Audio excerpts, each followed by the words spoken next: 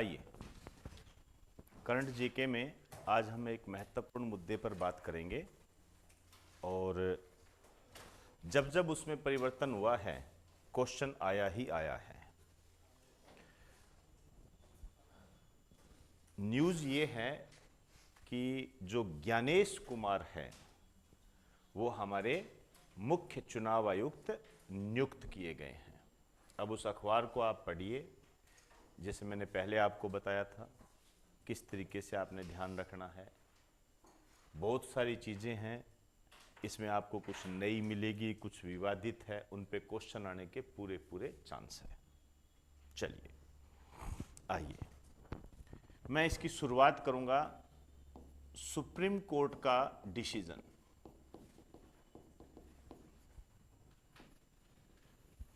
Supreme court तो आप समझते हो उच्चतम न्यायालय, इसका डिसीजन आया मार्च 2023 में। मार्च 2023 में इसका डिसीजन आया। इसने अपने डिसीजन में क्या कहा कि जो मुख्य चुनाव आयुक्त है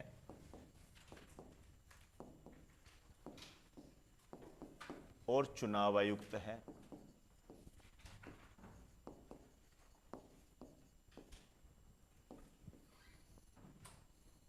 ये जानते हो ये दो होते हैं, ये एक है, टोटल 3 की स्ट्रक्चर होती है।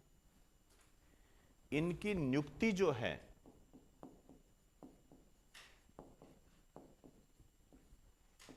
एक चयन समिति करेगी, सिलेक्शन कमेटी करेगी।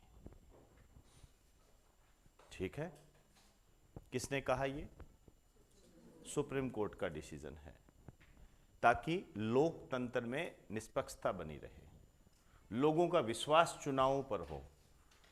क्योंकि यदि लोगों का विश्वास चुनाव से हट गया, इसका मतलब फिर जंगल राज है, फिर कुछ भी हो सकता है। यदि चुनाव जीतकर कोई ऐसा व्यक्ति आ गया इल्लीगल तरीके से, तो आप सोच नहीं सकते कि देश किस दिशा में जाएगा, अंदाजा भी नहीं लगा सकते। तो इन्होंने कहा कि इसकी नियुक्ति एक चयन समिति के द्वारा होनी चाहिए, जिसका अध्यक्ष जो है वो प्रधानमंत्री हो।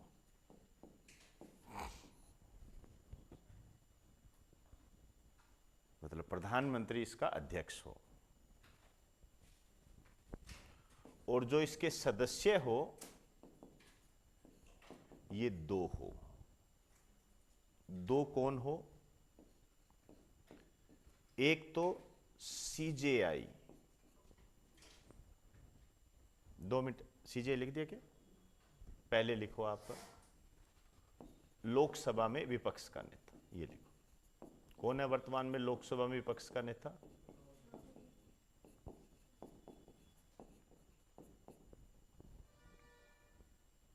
ठीक। और दूसरा सदस्य हो सीजेआई। सीजेआई समझते हो? Chief justice of India, Bharat का मुख्य न्यायाधीश हो। ये डिसीजन दिया सुप्रीम कोर्ट ने मार्च 2023 में। क्लियर? इसने कहा कि लोकतंत्र में निष्पक्षता को बनाए रखने के लिए चुनाव में पारदर्शिता बहुत जरूरी है। इसके लिए जरूरी है कि भारत के अंदर जो चुनावी प्रबंधन करता है चुनाव आयोग, उसमें जो नियुक्तियां हो उस पर कोई संदेह ना कर सके, उस पर कोई सवाल ना उठा सके। इस कारण से उसकी नियुक्ति एक ऐसी समिति के द्वारा होनी चाहिए जिस पर जनता सवाल ना उठा सके। तो अब जब ये समिति बताई इन्होंने, अब देखिए प्रधानमंत्री, ठीक है, लेकिन विपक्ष का नेता आज के टाइम में देखोगे तो राहुल गांधी। सीजीआई, अब इसका वैसे कोई लेना देना नहीं है, लेकिन ये सीजीआई भारत का मुख्य न्यायाधीश है। अब ये अपने तरीके से करेंगे, तो यहां पर यहां से जो निखर कर आएगा वो आदमी कैसा होगा? पूरा ट्रांसपेरेंट होगा वो। क्या आपको लगता है ऐसा? लगेगा ना? लेकिन अब इस सरकार ने क्या किया, 2023 में एक एक्ट लेकर आ गई। ठीक है, सरकार क्या एक्ट लेकर आई?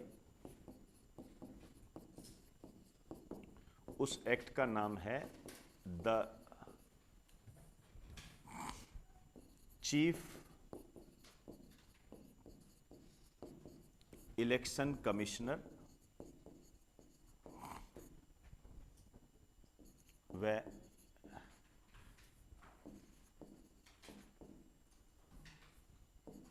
Election commissioner act 2023। ज्यादा समय नहीं लगाया इस पर।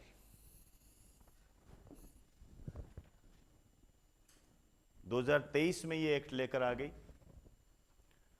सरकार बहुमत में थी, विपक्ष चाहे कितना ही विरोध करता, इससे कोई फर्क नहीं पड़ता। दोनों सदनों से पारित हो गया, राष्ट्रपति ने साइन कर दिए और ये एक्ट बन गया। क्या था इसके अंदर?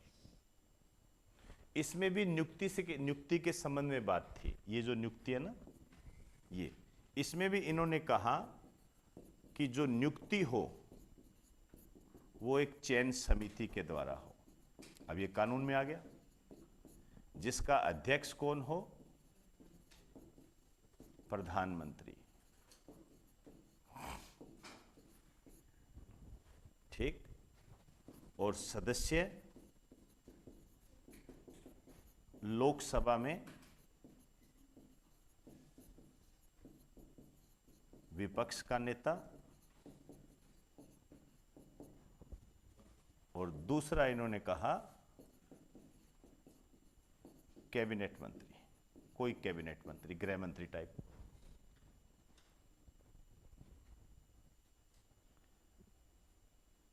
क्लियर? अब देखो, इसमें सरकार के कितने आदमी हैं? एक। इसमें सरकार के कितने आदमी हैं? दो। यदि किसी बात पर विपक्ष एंटी हो जाए, मुझे नहीं जच रहा, तो क्या उसका प्रभाव पड़ेगा? बिल्कुल भी नहीं पड़ेगा। मतलब जो सरकार चाहेगी उसकी नियुक्ति ही मुख्य चुनाव आयुक्त और चुनाव आयुक्त के रूप में हो जाएगी। तो क्या पारदर्शी है या नहीं है? आप बताइए मुझे। तो मैं नहीं है। दोनों में से ज्यादा पारदर्शी कौन सा है? ये बड़ा। समझ में आ गई बात? अब ये कहानी है, कानून बन गया, अब ये प्रोसेस है, समझे? लेकिन इस एक्ट के खिलाफ सुप्रीम कोर्ट में याचिका दायर की गई। ठीक है, याचिका दायर की गई। अब इसके खिलाफ जो याचिका दायर की गई थी सुप्रीम कोर्ट में, याचिका,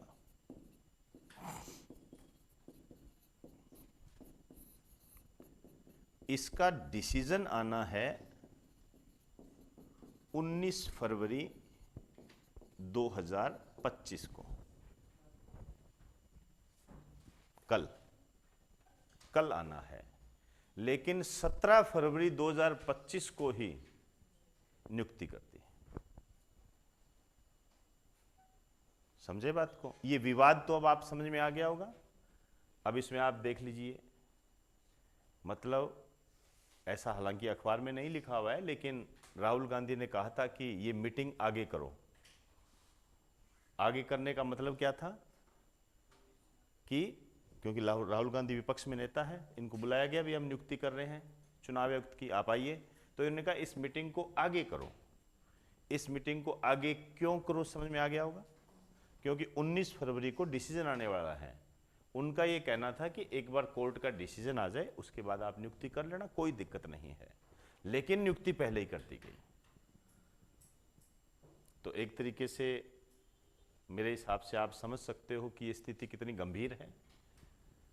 क्योंकि इसमें 2 दिन रुकना, 3 दिन रुकना कोई ज़्यादा वैसे नहीं होता है।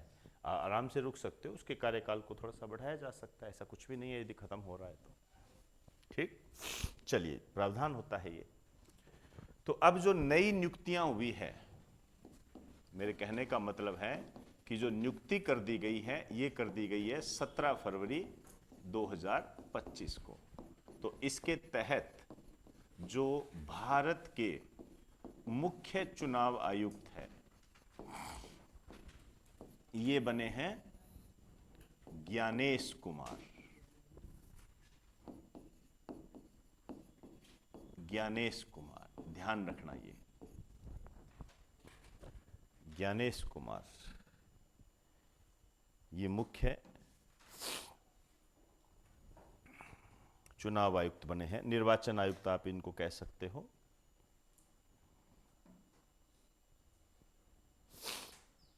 ठीक है, इनका लंबा कार्यकाल भी होगा ये, और काफी महत्वपूर्ण भूमिका में ये रहे हैं। और आपको ये ध्यान रखना है कि कई मुद्दों में ये आगे रहे थे। इसमें एक लाइन लिख दीजिए, इनका कार्यकाल 26 जनवरी 2029 तक रहेगा। 26 जनवरी 2029 तक रहेगा। एक और महत्वपूर्ण बात बताने जा रहा हूं, आजकल इस टाइप के क्वेश्चन पूछे जाने लगे हैं। ये 26वें मुख्य आयुक्त है, ठीक है ना, मुख्य चुनाव आयुक्त है, निर्वाचन आयुक्त है, ये चीफ इलेक्शन कमिश्नर है, ये 26वें हैं, ध्यान रखना।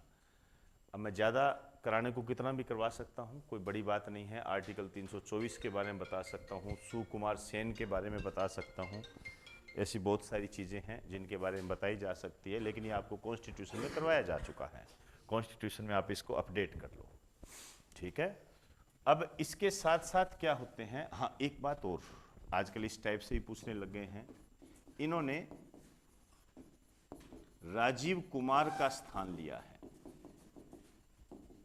राजीव कुमार का स्थान लिया है।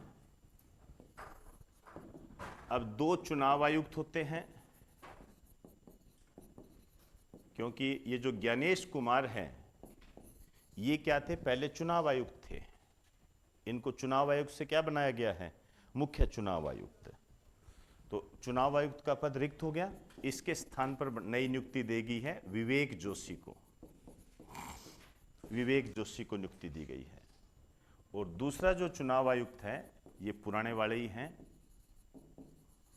उनका नाम है सुखबीर सिंह, सुखबीर सिंह।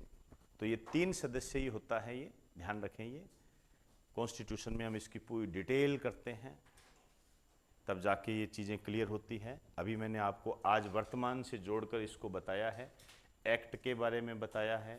एक्ट से संबंधित आपके क्वेश्चन आते हैं, आपसे ये पूछा जा सकता है कि मुख्य चुनाव आयुक्त और चुनाव आयुक्त की नियुक्ति से संबंधित एक्ट कब बना था, 2023 में बना था ये, ठीक है। चलिए जी, इसके आगे की बात कल करेंगे।